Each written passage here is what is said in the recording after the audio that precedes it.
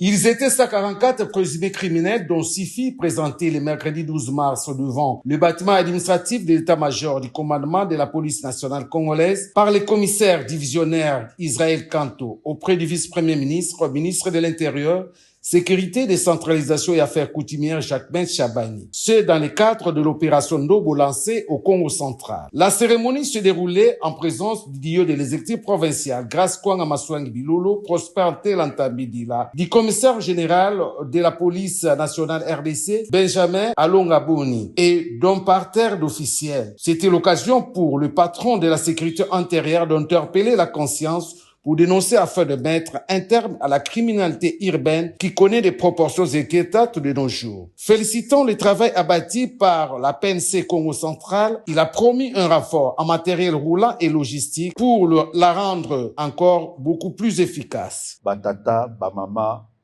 oyo bana na bino, bobatela bango, bobenda bango matoi, bobenda bango matoi makasi.